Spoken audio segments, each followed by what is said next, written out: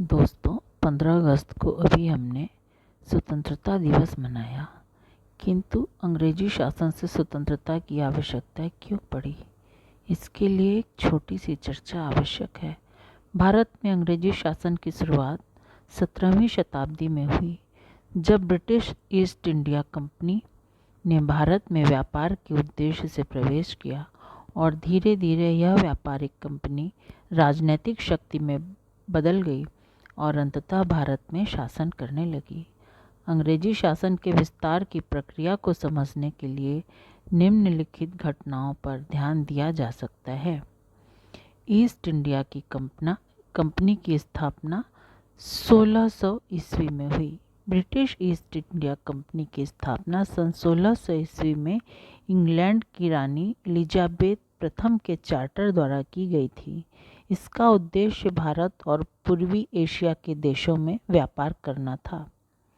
1612 में अंग्रेजों ने सूरत में पहली व्यापारिक फैक्ट्री की स्थापना की।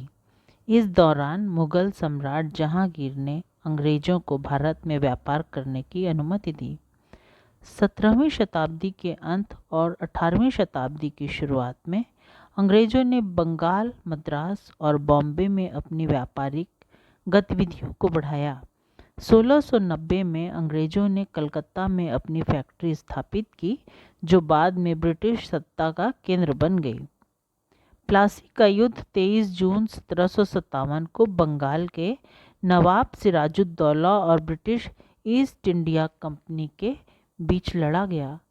कंपनी के सेनापति रॉबर्ट क्लाइव ने मीर जाफर को नवाब बनाने का वादा करके सिराजुद्दौला को हराने में सफलता पाई। इस युद्ध के बाद बंगाल पर कंपनी का नियंत्रण स्थापित हो गया और अंग्रेजी सत्ता की स्थापना में एक महत्वपूर्ण मोड़ साबित हुआ। बक्सर का युद्ध 1764 में अंग्रेजों और संयुक्त भारतीय सेना, बंगाल के नवाब मीर कासिम, अवध के नवाब शुजाउद्दौला और मुगल सम्राट शाह आलम द्वितीय के बीच लड़ा गया। इस युद्ध में अंग्रेजों की जीत ने उन्हें बंगाल, बिहार और उड़ीसा के दीवानी अधिकार अर्थात राजस्व वसूली का अधिकार प्रदान किया, जिससे उनका भारत के बड़े हिस्से पर नियंत्रण हो गया। ब्रिटिश सत्ता का विस्तार, डिवाइड एंड रूल। अंग्रेजों ने फूट डालो और राज करो की नीति अपनाई, जिससे भारतीय रियासतों और स्थानीय शासकों के बीच विभाजन हुआ और अंग्रेजों ने इसका लाभ उठाते हुए पूरे भारत पर अपना नियंत्रण कर लिया। 1857 का विद्रोह, जिसे प्रथम स्वतंत्रता संग्राम या सिपाही विद्रोह भी कहते हैं, ब्रिटिश शासन के खिलाफ भारतीय सिपाहियों और जनता का एक बड़ा विद्रोह था। इसके नायक श्री मंगल पांडे जी थे। हालांकि यह असफल रहा, लेकिन इसने अंग्रेजों को अपनी सत्ता को मजबूत करने तथा सीधे ब्रिटिश क्राउन के अधीन भारत को लाने के लिए मजबूर किया। ब्रिटिश सरकार का प्रत्यक्ष शासन, 1857 के बाद ब्रिटिश सरकार ने भारत के प्रशासन को सीधे अपने नियंत्रण में ले लिया और ईस्ट इंडिया कंपनी के शासन को समाप्त कर दिया। 1858 में भारत सरकार अधिनियम के तहत ब्रिटिश क्राउन ने भारत पर शासन शुरू कर दिया।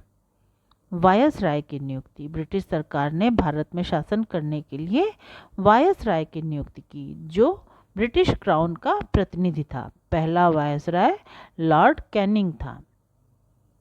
ब्रिटिश शासन का विस्तार और प्रभाव, पहला, रेल और संचार साधनों का विकास हुआ। भारत में अंग्रेजी शिक्षा प्रणाली और प्रशासनिक सुधार कानून लागू किए गए। भारतीय समाज में आर्थिक, सामाजिक और धार्मिक विभाजन को बढ़ावा दिया गया। भारतीय राष्ट्रीय आंदोलन का उदय, अंग्रेजों की इन नीतियों के विरोध में ब्रिटिश सरकार के खिलाफ समाज में विद्रोह उत्पन्न हो गया। ब्रिटिश अत्याचारों और शोषण के खिलाफ भारतीयों ने संगठित होकर राष्ट्रीय आंदोलन चलाया, जिसमें महात्मा गांधी, सुभाष चंद्र बोस, बाल गंगाधर तिलक, भगत सिंह, चंद्रशेखर आजाद आदि नेताओं ने महत्वपूर्ण भूमिका निभाई। यह आंदोलन धीरे धीरे स्वतंत्रता की ओर बढ़ता गया और अंततः 15 अगस्त 1947 को भारत को आज़ादी मिली।